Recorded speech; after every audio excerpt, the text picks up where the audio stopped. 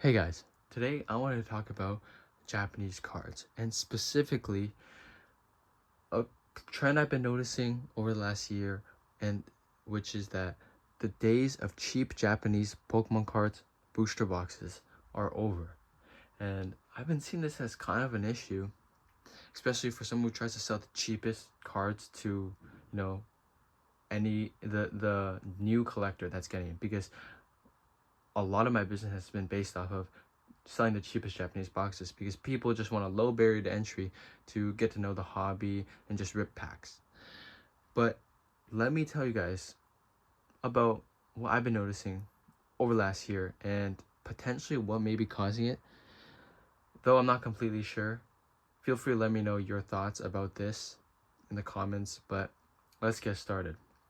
You can see I have a mix of sets that, you know, some stuff that I've been holding on to or hasn't been selling, whatever. We got some, 151, the newest Mega Dream set, some Black Bull, White Flare, Battle Partners. There's also like, Cyber Judge, Ancient Roar, all that stuff. And what I've really been noticing has been that, okay, first of all, a lot of the oldest sets, like the we have the Cyber Judges, and like we have Snow Hazard, Paradox, or that Paradox Rift. It's Future Flash. These sets have been steadily rising over the last 6 months because I used to be able to buy these boxes for $30. Even on the secondary market, if I wanted to buy it from someone who imported it from Japan, not buying directly from Japan, I could buy them for $50. And this is all in Canadian dollars, by the way. But now, if I'm buying it directly from Japan, these boxes, like even the dud sets, supposedly, or the less sought after sets, they're running me $60 to $70 a box. Like the most recent purchase order I made on Cyber Judge, which was like what, 20 boxes, it was like over $60 a box after taxes, fees, customs fees, everything, and shipping, which is insane because I used to be able to get them for $30. And that's like the cost of a Korean box now. Like if I want to get like, a Crimson Haze Korean box, that's like gonna run me $30, 20 to $30. But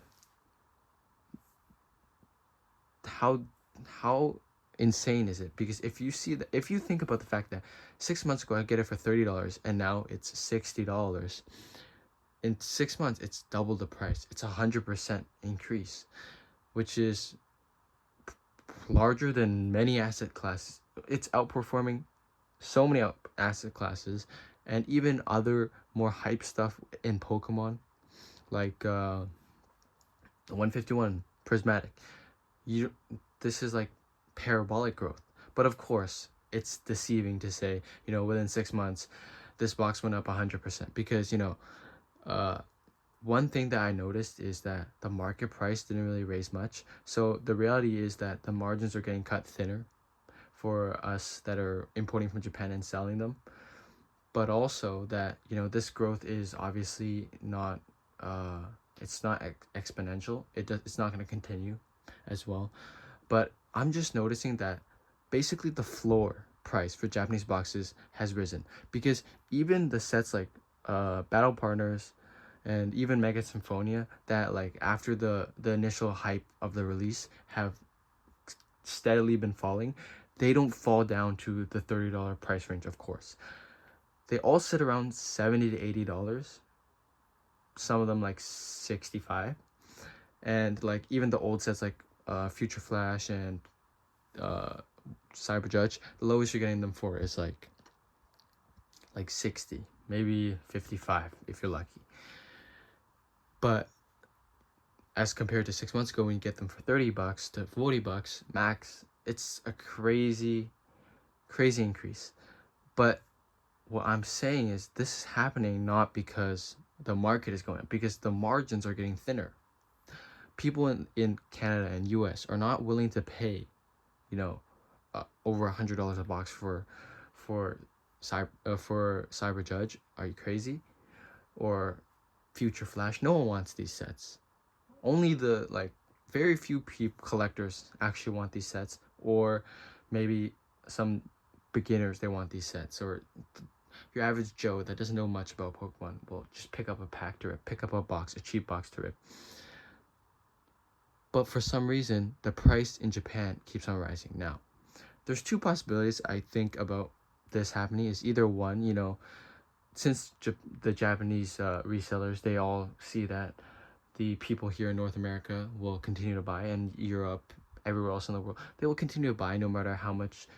If they just slightly raise the price, day after day, month after month, on these boxes. And you know honestly, they're pretty honest, these sellers. So like, I've asked the suppliers, hey, you've also noticed this trend, right, where these once cheap boxes that I was ordering 50 to 100 from you from are now raising like surprisingly quick.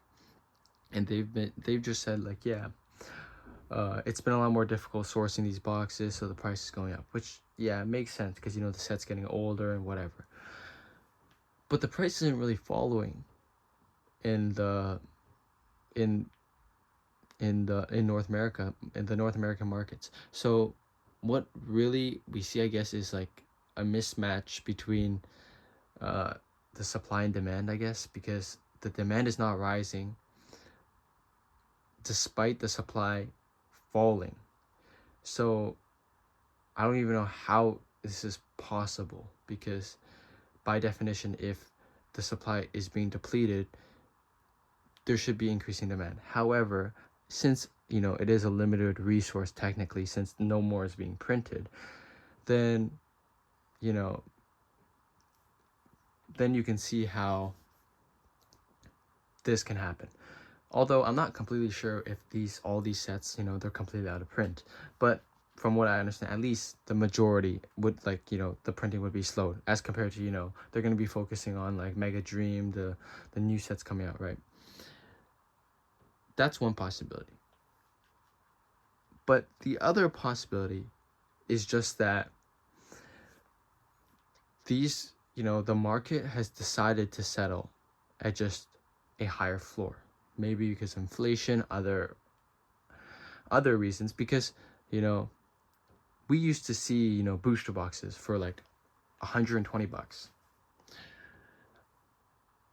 But now you'd be happy to get a box for like 175, 200. Because most boxes are selling for 250, 300 right out the gate. It's possible that the market is just raising to a new minimum, calculating in, the inflation of the price, because obviously prices can't stay the same forever. Or there has been a slight increase in demand for these boxes, maybe, and also the supply is being depleted since no more is being printed, or significantly less is being printed. And yeah, those two ideas kind of tie hand in hand. But overall, this is a problem, especially for me, because I built what I've been able to sell on Japanese cards from cheap boxes. That's where I got started, to buy and flip, resell, as well as so many customers that I've had just to buy it. Hey, what's your cheapest box? Hey, I got this box to sell to you for $50. But those days are over. Maybe people are willing to pay, $80 a box just so I can make a 10% margin. But still, it's problematic for, just getting people in the door. Have a cheap box trip, sub $2 a pack. That's amazing. But yeah, what I see from this is maybe people start moving more to Korean cards. It's possible, though, it would take time, because, Japanese cards, even that didn't really take off much until like in recent times, where people have, been priced out of English cards. But I see a lot of healthy market behavior for the newest sets, because the prices, they don't start as high, and they seem to correct pretty fast after the release to a normal price range, like $80 a box, $90 a box, $100 a box. That's reasonable in our minds for Japanese boxes. But I still really don't like how much these boxes have been creeping up, where the new floor has been $60 or $70 a box for a Japanese box. I want to be able to rip the trashiest set for $40, $50. And the MSRP for these boxes, if I remember correctly, was like what, 3,000 something yen or 4,000 something yen, and people would sell them below MSRP because they couldn't get rid of them. That's why they were so cheap before. But even they could still sell to you for, 30 bucks, 40 bucks with a margin. But now they're being sold for so much more because of the hype.